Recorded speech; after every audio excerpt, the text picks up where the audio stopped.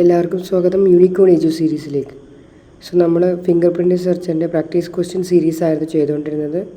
നമ്മൾ മെക്കാനിക്സിനെ ബേസ് ചെയ്തിട്ട് ഒരു 20 ക്വസ്റ്റ്യൻസ് ഓൾറെഡി നമ്മുടെ ചാനലിൽ അപ്ലോഡ് ചെയ്തിട്ടുണ്ട്. ഇന്ന് നമ്മൾ ചെയ്യാൻ പോകുന്നത് പ്രോപ്പർട്ടീസ് ഓഫ് മാറ്റർ എന്നുള്ള സബ് സെക്ഷനിലെ ക്വസ്റ്റ്യൻസ് ആണ്. ഫിംഗർ പ്രിൻ്റ് സെർച്ചറിൻ്റെ സിലബസ് ബേസ് ചെയ്തിട്ടുള്ള ക്വസ്റ്റ്യൻസ് മാത്രമാണ് ഇവിടെ ഉൾപ്പെടുത്തിയിട്ടുള്ളത്. പ്രാക്ടീസ് സീരീസിൽ 20 questions on the topic properties of matter. നമ്മൾ ഡയറക്റ്റായിട്ട് ക്വസ്റ്റ്യനിലേക്ക് കടക്കുകയാണ്. First question, the ability of a material to return its original shape after deformation is called. Just definition തന്നെയാണ്, പ്രോപ്പർട്ടീസ് ഓഫ് മാറ്ററിൽ നമ്മൾ പഠിക്കുന്ന ഡെഫിനേഷൻ തന്നെയാണ് ഈ ക്വസ്റ്റ്യനിലൊക്കെ ഉൾപ്പെടുത്തിയിട്ടുള്ളത് ഏകദേശം. ആ ഒരു കണ്ടൻറ്റ് എന്തൊക്കെയാണെന്നുള്ളത് മാത്രം നോക്കി വെക്കുക. ആ കണ്ടൻറ്റ് നിങ്ങൾ കേട്ടിട്ടുള്ള കാര്യമാണെങ്കിൽ അതിനെക്കുറിച്ച് ബാക്കി ഒന്ന് സെർച്ച് ചെയ്തിട്ട് കാര്യങ്ങളൊക്കെ പഠിച്ചു വെക്കുക. The ability of a material to return its original shape after deformation is called elasticity. Elasticity എന്ന് പറഞ്ഞിട്ടുള്ള മെറ്റീരിയലിൻ്റെ പ്രോപ്പർട്ടിയെ കുറിച്ചിട്ടാണ് നമ്മൾ പറഞ്ഞിരിക്കുന്നത്. രണ്ടാമത്തെ question, the modulus of elasticity is defined as the ratio of. Modulus of elasticity എന്ന് പറയുന്നത് അതിൻ്റെ റേഷ്യോ എന്ന് പറഞ്ഞാൽ ഏതിൻ്റെ റേഷ്യോ ആണ് ഉദ്ദേശിച്ചിട്ടുള്ളത്.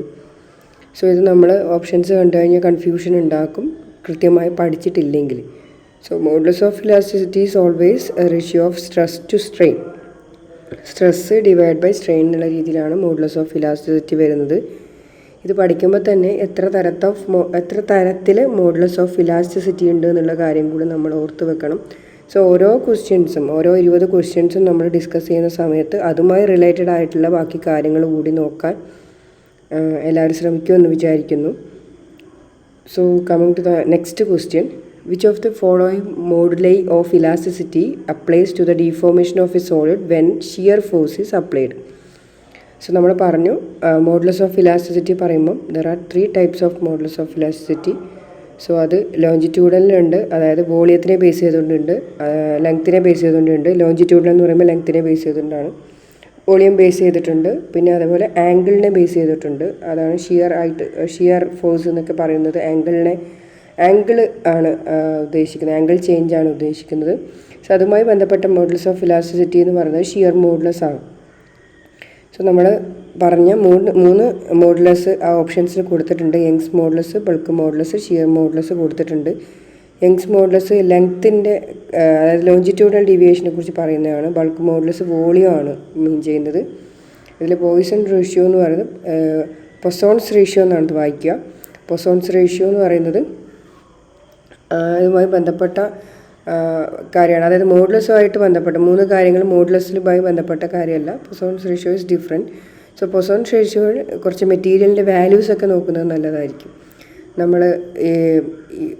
നമ്മുടെ സാധാരണ വൈൻ ബോട്ടിലൊക്കെ എന്തുകൊണ്ടാണ് നമ്മൾ കോക്ക് ഉപയോഗിക്കുന്നത്, അത് അടക്കാൻ വേണ്ടിയിട്ട് യൂസ് ചെയ്യുന്നത്, കോക്ക് ഉപയോഗിക്കുന്നത് എന്തുകൊണ്ടൊക്കെയാണെന്ന് റിലേറ്റഡ് ആയിട്ട് വരുന്നതാണ് പൊസോൺസ് റേഷ്യോ എന്നൊക്കെ.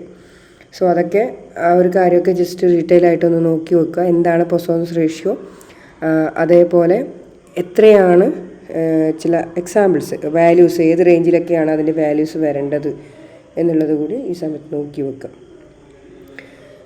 Coming to the fourth question, the SI unit of stress is. Options കൊടുത്തിരിക്കുന്നത് pascal, newton, joule, metre per second.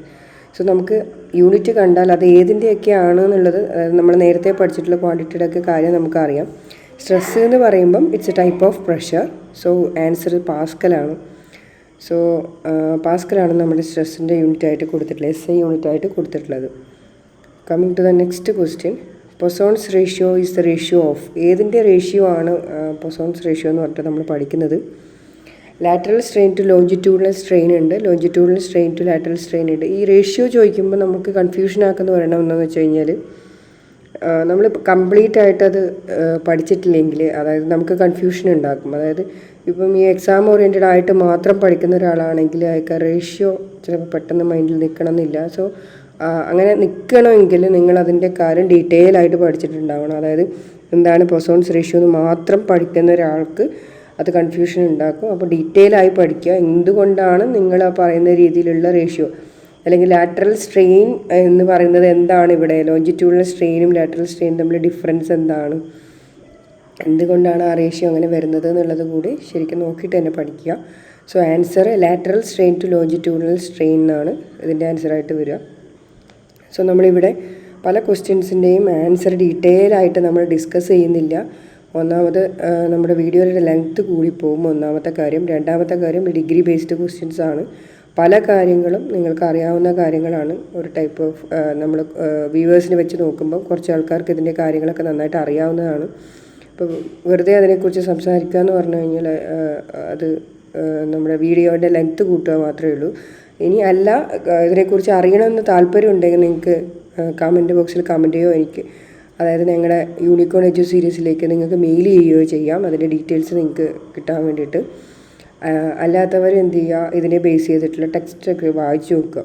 ഇതിന് ഉപാധ്യായയുടെ പ്രോപ്പർട്ടീസ് ഓഫ് മാറ്റർ അല്ലെങ്കിൽ DS മാധുറിൻ്റെ പ്രോപ്പർട്ടീസ് ഓഫ് മാറ്റർ എന്നുള്ള ടെക്സ്റ്റ് ബുക്ക് വായിക്കുകയാണെങ്കിൽ നിങ്ങൾക്ക് അതുമായി റിലേറ്റഡ് ആയിട്ടുള്ള കാര്യങ്ങൾ നിങ്ങൾക്ക് എന്തെങ്കിലും കൺഫ്യൂഷൻ ഉണ്ടെങ്കിൽ റെഫർ ചെയ്യാവുന്നതാണ്. സോ പ്രോപ്പർട്ടീസ് ഓഫ് മാറ്റർ എന്നുള്ള കാര്യം പഠിക്കാൻ വേണ്ടിയിട്ട് ആ ബുക്ക് തന്നെ വാങ്ങി പഠിക്കുന്നതല്ല, നമ്മൾ കംപ്ലീറ്റ് ആയിട്ട് നമ്മൾ ക്വസ്റ്റ്യൻ ബേസ്ഡ് ആയിരിക്കണം നമ്മളിനി പഠിക്കേണ്ടത്. ഓക്കെ, സോ ആൻസർ നമ്മൾ 5th ക്വസ്റ്റ്യൻ്റെ ആൻസർ A ആണ് പറഞ്ഞിട്ടുള്ളത്. So 6th question, the Young's modulus of a material decreases with. Young's modulus of a material എങ്ങനെ, ഏത് വെച്ചിട്ടാണ്, അതായത് ആ ഒരു എക്സ്പ്രഷൻ അറിയുവാണ് ഇതിൻ്റെ ഒരു ഏറ്റവും വലിയ കാര്യം എന്ന് പറയുന്നത്. യങ്സ് മോഡുലസിൻ്റെ ഇക്വേഷൻ y ഈക്വൽ ടു എന്നുള്ള ഇക്വേഷൻ അറിയാമെങ്കിൽ ആ ചോദ്യം ഉദ്ദേശിച്ച ചോദ്യത്തിന്, അതായത് Young's modulus of a material decreases with എന്നുള്ള ക്വസ്റ്റ്യന് നമുക്ക് കംപ്ലീറ്റ് ആയിട്ട് ആൻസർ പറയാൻ പറ്റും. ഓക്കെ, സോ ഇതിൽ കൊടുത്തിട്ടുള്ളത് ഇക്വേഷൻ ബേസ് ചെയ്തിട്ടില്ല, എന്തായാലും ടെമ്പറേച്ചറിനെ ബേസ് ചെയ്തിട്ടാണ് കൊടുത്തിട്ടുള്ളത്. So Young's modulus of a material decreases with increasing temperature. Temperature കൂടുകയാണെങ്കിൽ യങ്സ് മോഡുലസിൻ്റെ മെറ്റീരിയലിൻ്റെ യങ്സ് മോഡുലസ് ഡിക്രീസ് ഉണ്ടാവുമെന്നാണ് പറഞ്ഞിട്ടുള്ളത്. ഓക്കെ, അപ്പം നമ്മൾ സ്ട്രെസ്സും സ്ട്രെയിനും ഉള്ള കാര്യം നോക്കുക. Increase in stress, decrease in strain എന്നൊക്കെയാണ് കൊടുത്തിട്ടുള്ളത്. സോ ആ ഒരു ക്വാണ്ടിറ്റി നമ്മുടെ ഓപ്ഷനുമായി റിലേറ്റ് ചെയ്തിട്ടില്ല അതുകൊണ്ടാണ് നമുക്ക് ആ ഒരു ആൻസർ വരാത്തത്. So coming to the next question, if the bulk modulus of a material is very high it means the material is. Bulk modulus വളരെ കൂടുതലാണെങ്കിൽ ആ മെറ്റീരിയലിനെ കുറിച്ചിട്ടുള്ള നമുക്ക് എന്തെങ്കിലും പറയാൻ പറ്റുന്നത് എന്താണ്? It is not easily compressible. അതായത് ബൾക്ക് മോഡുലസ് വളരെ കൂടുതലാണെങ്കിൽ നമുക്കതിൻ്റെ ഡിഫോം ചെയ്യിപ്പിക്കാൻ വേണ്ടി വളരെ ബുദ്ധിമുട്ടായിരിക്കും. അതായത് കംപ്രസ് ചെയ്യാൻ വേണ്ടിയിട്ട് അത്ര എളുപ്പമായിരിക്കില്ല എന്നാണ് ഉദ്ദേശിച്ചിട്ടുള്ളത്. So bulk modulus very high ആയിട്ടുള്ള material is not easily compressible എന്ന് നമുക്ക് പറയാം. Coming to the next question, the work done in stretching a wire is stored as. Work done in stretching wire, നമ്മൾ ഡിഫറെൻറ്റ് മോഡുലസ് ഓഫ് ഇലാസ്റ്റിസിറ്റി പഠിക്കുന്ന കൂട്ടത്തിൽ തന്നെ നമ്മൾ work done പഠിക്കുന്നുണ്ട്. ഇതേ 3 സീരീസിലും, അതായത് ലോഞ്ചിറ്റ്യൂഡിനൽ, വോളിയം ബേസ്ഡ്, അതേപോലെ ആംഗിൾ ബേസ്ഡിലുള്ള വർക്ക് ഡൺ പഠിക്കുന്നുണ്ട്. വർക്ക് ഡൺ അതിൻ്റെ എക്സ്പ്രഷൻ പഠിക്കുന്നുണ്ട്. Half into stress into strain എന്നൊക്കെയാണ് അതിൻ്റെ ആൻസർ വരിക. അതായത് അതിൻ്റെ വർക്ക് ഡൺ ഈ സ്ട്രെസ്സും സ്ട്രെയിനുമായിട്ട് എങ്ങനെയാണ് റിലേറ്റ് ചെയ്യുന്നത് എന്നുള്ളൊരു കാര്യം കൂടി ഇതിൻ്റെ കൂട്ടത്തിൽ പഠിക്കുക. സോ ഇവിടെ ക്വസ്റ്റ്യൻ ചോദിച്ചിരിക്കുന്നത് work done in stretching a wire is stored as എന്നാണ് ചോദിച്ചിട്ടുള്ളത്. Stored as a potential energy എന്നാണ് പറഞ്ഞിട്ടുള്ളത്. വർക്ക് ഡൺ, അതായത് വർക്ക് ഡൺ സ്റ്റോർ ചെയ്യുന്നത് in the form of potential energy.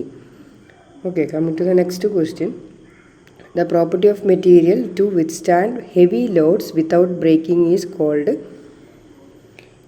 അതായത് മെറ്റീരിയലിൻ്റെ പ്രോപ്പർട്ടി ഡയറക്റ്റ് തന്നെ ചോദിച്ചിരിക്കുകയാണ്. അതായത് ഇതിൻ്റെ കൂട്ടത്തിൽ നിങ്ങൾ ഓപ്ഷനിൽ കൊടുത്തിരിക്കുന്ന എല്ലാ പോയിൻറ്റ്സും എന്താണ് എന്നുള്ളത് വായിച്ച് തന്നെ മനസ്സിലാക്കുക.